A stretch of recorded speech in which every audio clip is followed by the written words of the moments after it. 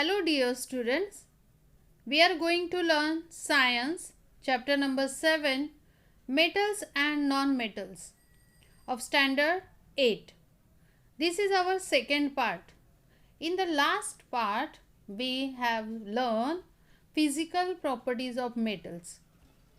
In this chapter we will learn physical properties of metals and non-metals, then chemical properties of metals and non-metals, uses of metals and non-metals, noble metal and its uses, purity of gold and corrosion.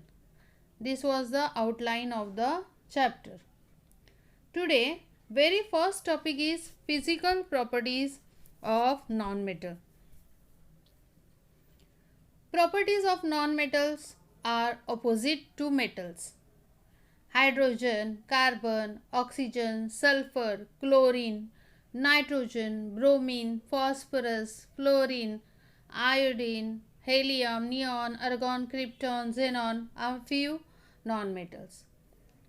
Physical property of a non-metal is first one, physical state. First physical property of non-metal is physical state. At room temperature, non-metals occurs as solid state, liquid state and gaseous state.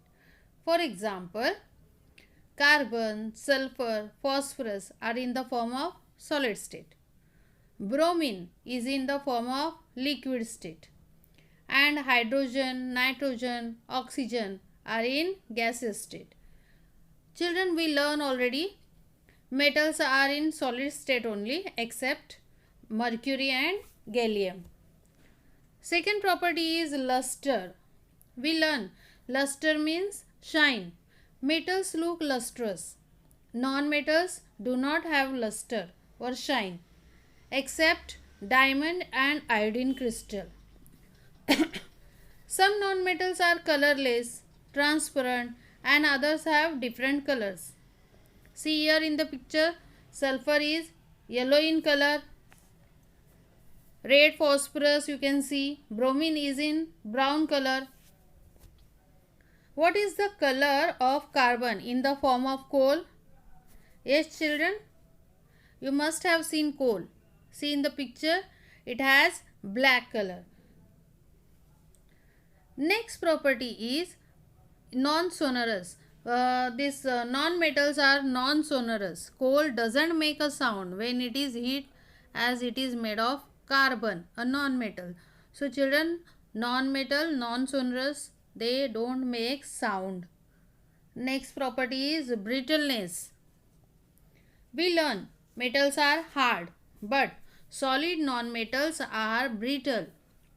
Brittle means they break easily. We can make powder of solid non-metals. Take coal and hammer it. See what happens to it. Very fine powder we can make. So solid non-metals are brittle. Some non-metals are soft. But diamond is an exception, which is the hardest non-metal. See the exceptions. Iodine is the lustrous and it is shiny. Lustrous means shiny. Then diamond is the hardest substance. Next one, property is ductility. Non-metals are non-ductile. Children, we learn metals can be stretched and drawn into wires. That property of metal is called ductility. But non-metals are brittle. They break into small pieces. So we cannot make or we can't convert into wires. So non-metals are non-ductile. Also, metals can be converted into sheets by hammering. This property of metal is called malleability. But here, very difficult to make sheets of non-metal because they are brittle. Means we cannot convert that non-metals into sheets. So non-metals are non-malleable. Next property is non-metals are bad conductor of heat.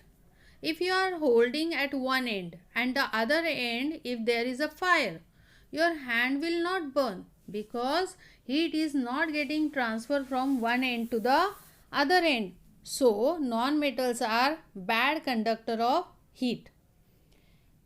If non-metals would have been conducting heat, will it be possible to use it for handles of cookers or pans? No.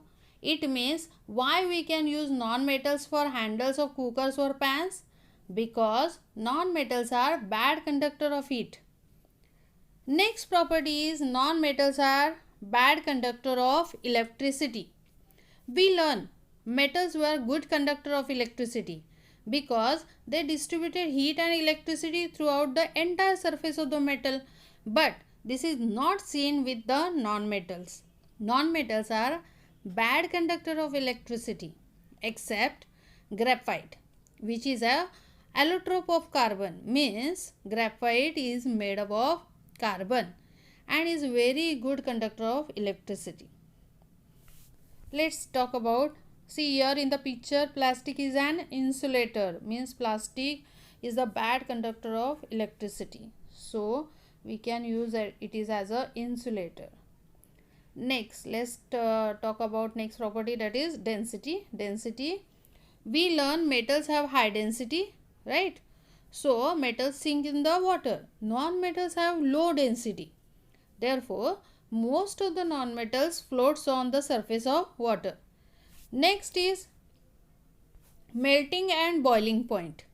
Children, what is melting and boiling point? Melting point is the temperature in which solid to become liquid, and boiling point is when liquid starts to boil and become gaseous form. Children, we learn metals have high melting point and boiling point, but exactly opposite non-metals have low melting point and low boiling point. Non-metal melts or boils at very low temperature. Here also exception, that is solid non-metals, that is carbon and boron, melts at high temperature. See the difference of physical properties of metals and non-metals. We learn already, metals are shiny, metals are very hard, metals are this malleability and ductility is a property of metals. Metals are good conductor of heat and electricity. Metals occurs in the solid state and have a high density. See the other topic, non-metals. Non-metals are dull, they are brittle in nature, or brittleness is the property of non-metals. They are non-malleable and non-ductile. Non-metals are bad conductor of heat and electricity. They occurs in three states: solids, liquids and gases. They have low density. I hope all of you cleared with this topic. Always remember, gold, silver, aluminium are highly malleable metals. It means gold, silver, aluminium can be easily converted into thin sheets on hammering. Second point, a sheet with thickness 1/10,000 millimeter and a wire with diameter 1/5000 millimeter can be made from gold. It means very thin wires we can make. As we learn, scientists classified elements into three types: metals, non-metals and metalloids. So what is metalloids? A metalloid is a type of chemical element which has properties in between or that are the mixture of those of metals and non-metals. It means, children, there are certain elements such as the arsenic, silicon, germanium. These elements have some properties similar to metals and other properties similar to non-metals. Therefore, they could not be classified either metal or non-metal, and so separate group was made for them. This was called metalloids. Some elements such as arsenic, silicon, germanium, antimony have properties which are intermediate between metals and non-metals. Such elements are called metalloids. We learn physical properties of non-metals and metalloids. I hope you are cleared with this topic.